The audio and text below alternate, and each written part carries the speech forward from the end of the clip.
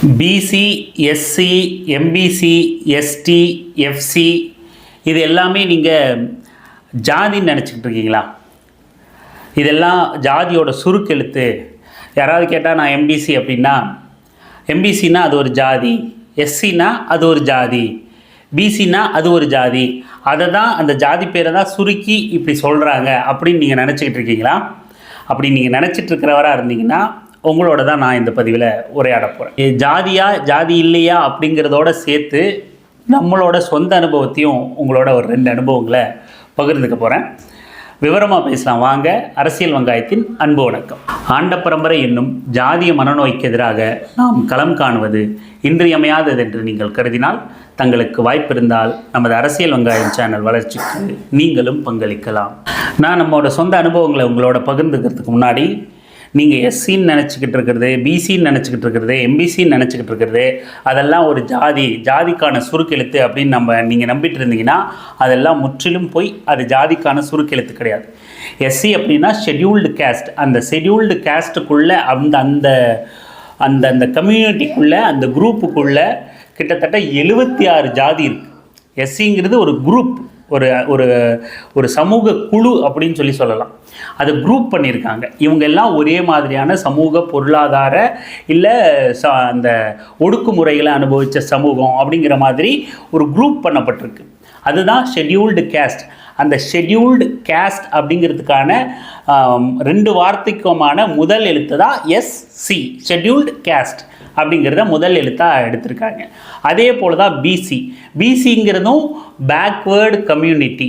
PC backward community அப்படிங்கிற அந்த 2 வார்த்தைக்குமான முதல் எழுத்து தான் பிசின்னு எடுத்திருக்காங்க. எம்பிசியும் அப்படி தான், மோஸ்ட் பேக்வேர்டு கம்யூனிட்டி அப்படிங்கிறத தான் எம்பிசி அப்படின்னு எடுத்திருக்காங்க. எஃப்சியும் அதுதான், ஃபார்வேர்டு கம்யூனிட்டிங்கிறத எஃப்சின்னு எடுத்திருக்காங்க. எஸ்டியும் அதுதான், scheduled tribes, SC ST, scheduled tribes அப்படிங்கிறத அந்த மாதிரி ஆங்கிலத்தில் சொல்லக்கூடிய எழுத்துக்களோட முதல் வார்த்தையை எடுத்து அதனோட சுருக்கெழுத்தாக பயன்படுத்தியிருக்காங்க. அது எதுவுமே ஜாதிக்கான சுருக்கெழுத்து கிடையாது. இங்கே பெரும்பாலும் ஏன் நம்ம இது கூட எங்களுக்கு தெரியாதப்பா இதை உட்காந்து பேசிகிட்டு இருக்கேன்னா, நிறைய பேருக்கு தெரிஞ்சிருக்கலாம், நம்ம மறுக்கல. ஆனால் பெரும்பாலான கூட்டம் இது என்னன்னு தெரியாத கூட்டமாக தான் இருக்குது. இதில் படித்தவங்க படிக்காதவங்க அப்படின்னு எந்த வித்தியாசமும் கிடையாது. பெரும்பாலும் படித்தவர்களாக இருந்தாலும், கல்லூரி போனவங்களாக இருந்தாலும், வேறு மேல் படிப்பு முதுகலை படித்தவங்களாக இருந்தாலும் தெரியாமல் தான் இருக்குது. அதுக்கு என்ன உதாரணம் வச்சே தான் நான் உங்கள்கிட்ட சொல்கிறேன். நானும் அதுக்கான ஒரு உதாரணம், அந்த விஷயத்த சொல்கிறேன். இப்படி பிசிங்கிறதோ, எம்பிசிங்கிறதோ, எஸ்சிங்கிறதோ, எஃப்சிங்கிறதோ, எஸ்டிங்கிறதோ எல்லாமே ஒரு குழுவுக்கான ஆங்கில சுருக்கெழுத்து தானே தவிர அது ஒரு சாதியை குறிப்பிடுறது கிடையாது. இப்போ நீங்கள் உதாரணத்துக்கு நம்ம முதல்ல சொன்ன மாதிரி எஸ்சி அப்படிங்கிற ஷெட்யூல்டு கேஸ்ட் எடுத்துக்கிட்டிங்கன்னா அதுக்குள்ளே கிட்டத்தட்ட 76 சாதிகள் இருக்குது. 76 சாதிகளையும் எஸ்சி அப்படின்னு தான் அழைக்கப்படுறாங்க. எம்பிசி எடுத்துக்கிட்டிங்கன்னா எம்பிசிக்குள்ளே 116 சாதி இருக்குது. 116 ஜாதியும் எம்பிசி தான். அதே போல் பிசியில் கிட்டத்தட்ட 137 சமூகம் இருக்குது. 136 சமூகம் ப்ளஸ் முஸ்லீம் கம்யூனிட்டி. முஸ்லீமுக்குள்ளே ஒரு 7 வகையான பிரிவுகள் இருக்குது.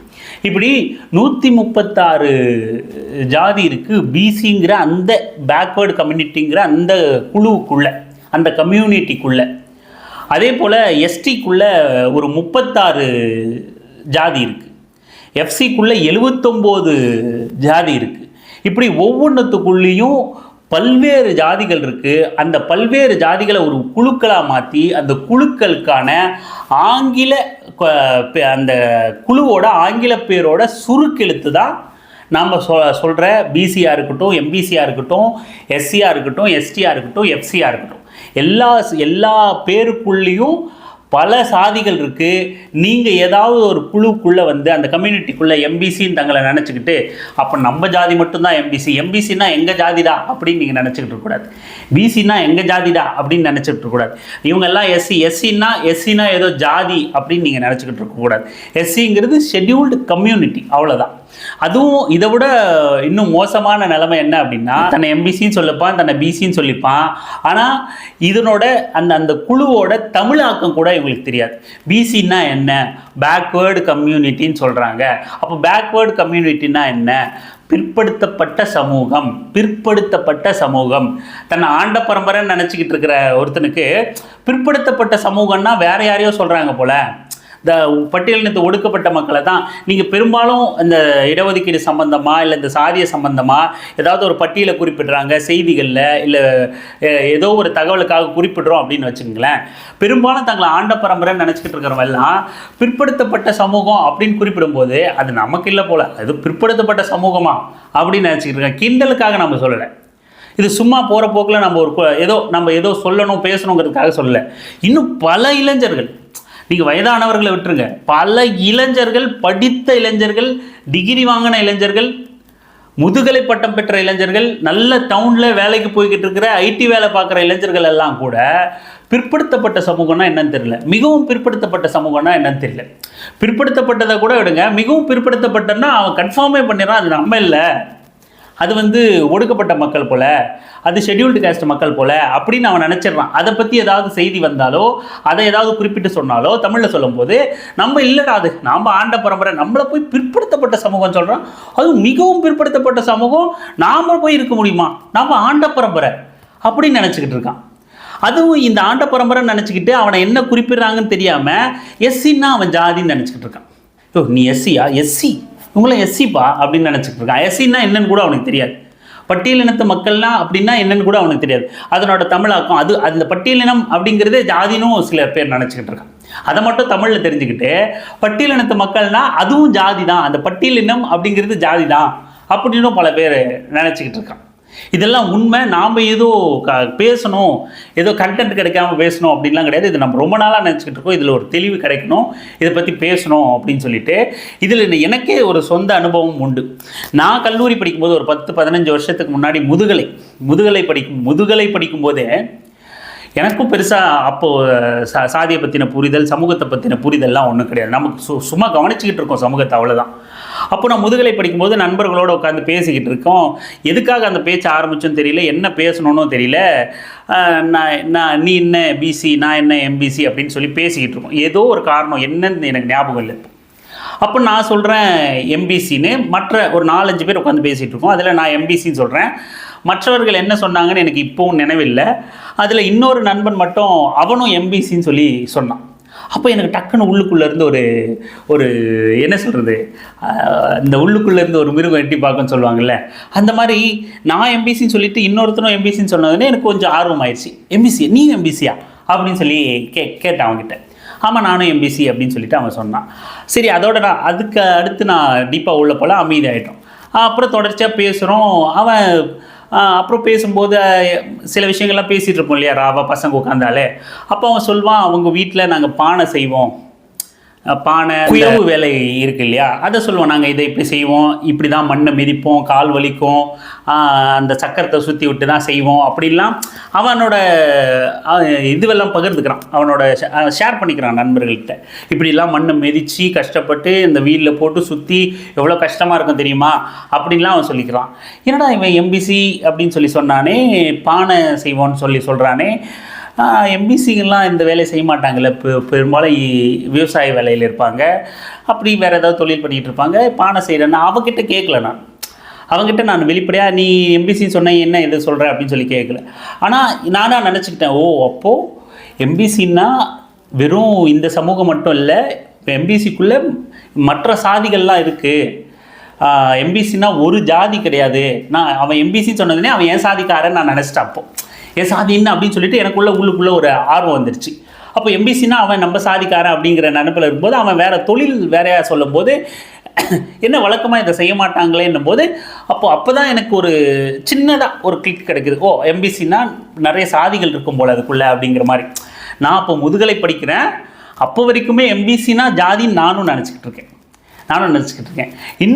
இதை விட இன்னொரு சம்பவம் இப்போது சமீபத்தில் நமக்கு நடந்தது என்ன அப்படின்னா, நான் இதே போல் உட்காந்து பேசிக்கிட்டு இருக்கோம், எதேதோ பேசிட்டு குறவர் சமூகமும் எம்பிசி அப்படின்னு நான் மற்றதெல்லாம் பேசிக்கிட்டு இருக்கோம். அப்போ இவங்களும் எம்பிசி தான் அப்படின்னு நான் சொல்கிறேன். குறவர் சமூகம் எங்கள் ஊரில் தனியாக குறவர் சமூகம் வசிக்கிற பகுதி இருக்குது. அப்போ நாங்கள் வாக்கில் பேசிக்கிட்டு இருக்கும்போது ஏதோ சொல்லிக்கிட்டு இருக்கும்போது நம்ம எம்பிசி தான், ஏன் குறவர் சமூக மக்கள் அவங்க கூட எம்பிசி தான் அப்படின்னு சொல்லி சொல்கிறேன். ஏன் குறவர் சமூகம் கூட எம்பிசி தான். குறவர் சமூகம் வேற, நரிக்குறவர் வேற, இப்படி நிறைய வகை இருக்குது. அப்போ நரிக்குறவரும் எம்பிசி தான், இந்த குறவர் மக்களும் எம்பிசி தான் அப்படின்னு நான் சொல்லிக்கிட்டு இருக்கேன். ஏதோ பேசும்போது பேச்சுவாக்கில் நான் சொல்கிறேன். எதிர்த்தாப்பில் இருந்த நபருக்கு வந்து பயங்கர கோபம் வந்துருச்சு.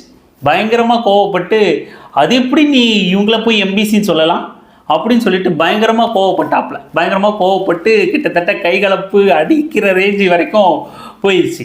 அந்த எதிர்த்தாப்பில் உள்ள நபர் என்ன நினச்சிட்டு இருந்தார் அப்படின்னா, எம்பிசின்னா நாம் மட்டும்தான், ஆண்ட பரம்பரை தான், நாம் மட்டும்தான், நம்ம ஜாதி மட்டும்தான், ஆண்ட பரம்பரை மட்டும்தான், வேறு யாரும் கிடையாது, ஒவ்வொரு ஜாதிக்கும் இந்த மாதிரி சுருக்கெழுத்து கொடுத்துருக்காங்க போல் அப்படின்னு அவங்க நினச்சிக்கிட்டு இருக்காங்க. நான் சொல்கிறது ரொம்ப சின்ன வயசு பசங்க அப்படிலாம் கிடையாது. பெரிய நல்ல 30+ 40 கிட்ட நெருங்கின நபர் தான். வெளி உலகம் தெரியாத நபர் இல்லை, படிக்காத நபர் இல்லை. கிட்டத்தட்ட கைகலப்பு வரைக்கும் போயிடுச்சு. இந்த விஷயம் நான் குறவர் மக்களையும் அந்த சமூக மக்களையும் எம்பிசின்னு சொன்னதுக்காக அவ்வளோ பெரிய பிரச்சனை ஆயிடுச்சு.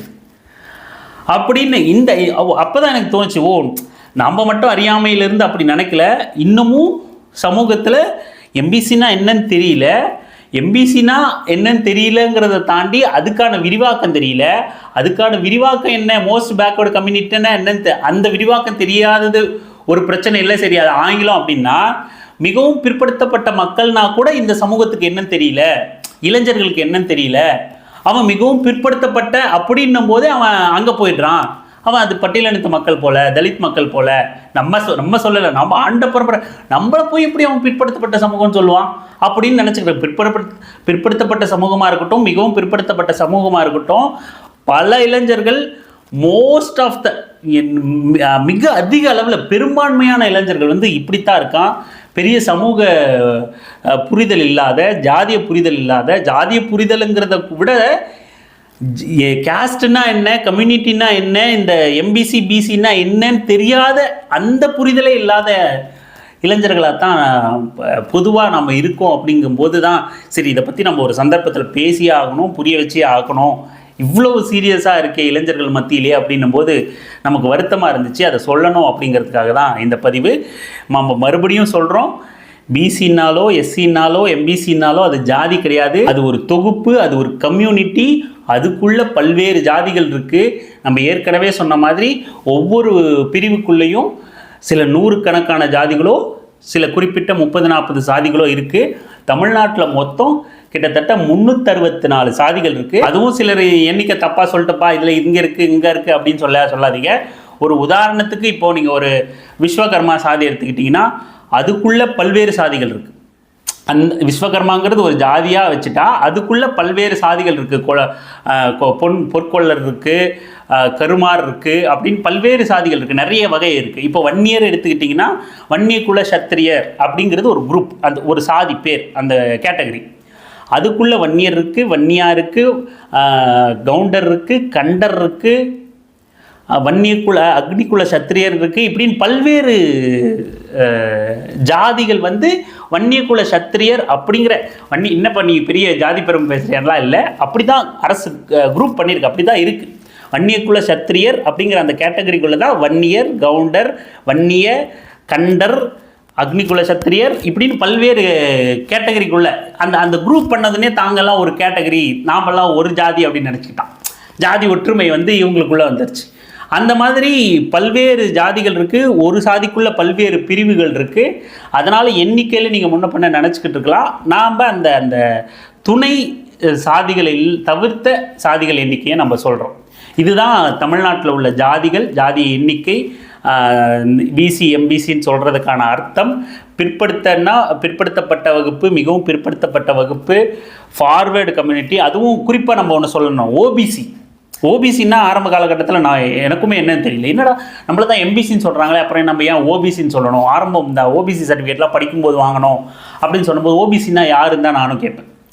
அப்போது அந்த அளவுக்கு நீ ஜாதி சமூக நீதி அப்படிங்கிற லெவலில் புரிஞ்சுக்கலனாலும், சமூகத்தை புரிஞ்சுக்கலனாலும், என்ன கேட்டகரியில் வரோம், என்ன குரூப்பில் வரோம், எந்த குழுவில் வரோம் அப்படிங்கிற அளவுக்கே புரிதல் இல்லாத அளவுக்கு ரொம்ப முட்டாள்தனமான சமூகமாக ஒரு சிஸ்டம் நம்மளை உருவாக்கிக்கிட்டு இருக்கு.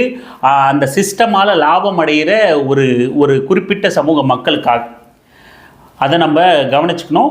ஓபிசினா என்னன்னு தெரியாமல் இருக்குது. அதர் பேக்வேர்டு கம்யூனிட்டி, இதர பிற்படுத்தப்பட்ட சமூகம்.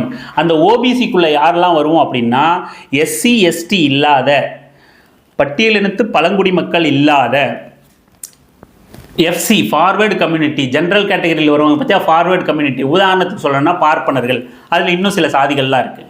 அவங்க இல்லாத மீதி பிசி, எம்பிசி, அந்த எம்பிசிக்குள்ளே வர எல்லா துணை பிரிவுகள், துணை சாதிகள் எல்லாமே ஓபிசி, அதர் பேக்வேர்டு கம்யூனிட்டி.